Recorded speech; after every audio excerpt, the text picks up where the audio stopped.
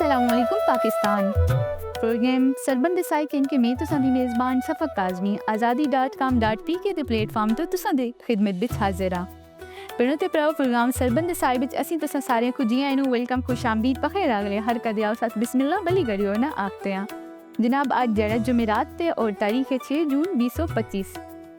क्या हाल है भैन भरा मेरे ठीक ठाक हैं खैर खैरियत नाल हैं। तुसी पाकिस्तान दे अंदर पाकिस्तान दे बाहर दुनिया दे किसी भी कोने विच बसते हो रहिंदे तुसां सारियां के एक बारी फिर मेरी तरफों अस्सलाम वालेकुम और तुसां सारियां खुश आमदीद आखसां। जनाब तुसां ते पता हफ्ते वाले दिन ईद है, बड़ी ईद है और इस हवाले तो मैं गल करसां आज तुसां नाल गोश्त दी। काफ़ी मेरे भैन भरा जिहड़े साहिब इस्तात जो कुर्बानी कर देन ते पहले ये वाला रिवाज ना सा हुण तुसां देखे इंजू कर देन कि अपने खास अजीज़ो कारब जिहड़े अपने रिश्तेदार हैं या फैमिली फ्रेंड हैं उन्हां वास्ते सोहना अच्छा गोश्त कढ़ के उन्हां को गिफ्ट कर देन भेज दिन जी चांपां पे छोड़ियां मतलब रान दा गोश्त आए चाक चा दिता। ते जो पड़ोसी हैं तुसां दे जो गरीब लोग हैं जो लोग साल दे 12 महीने गोश्त नहीं खा सकते वो ईदी दे मौके ता इंतज़ार कर देन। ते मेरे इन्हां भैणां भरावां दा मैं रिक्वेस्ट करसां मेरी गुजारिश है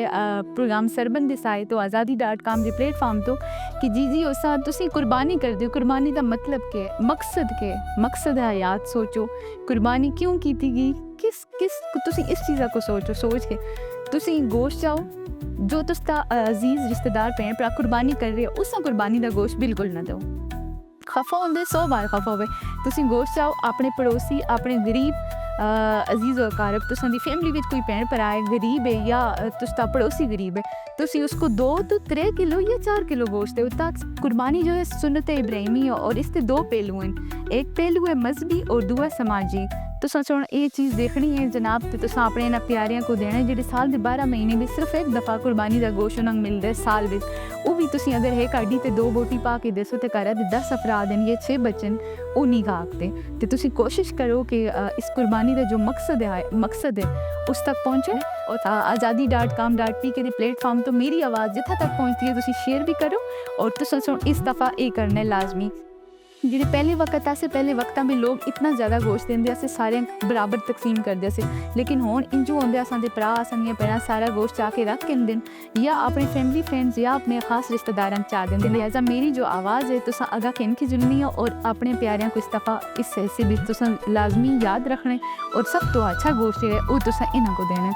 सवाब सदका जारिया और जो तुसका सवाब है जो अल्लाह ताला असली नीयत है नीयत और असते हाथा दा असी के चीज़ दे रहे हैं। तो जनाब हफ्ते वाली जड़ी ईद है असां दे जितने भी मुसलमान भैणां भरा पाकिस्तान के अंदर हैं पाकिस्तान के बाहर हैं मेरे परदेसी भरा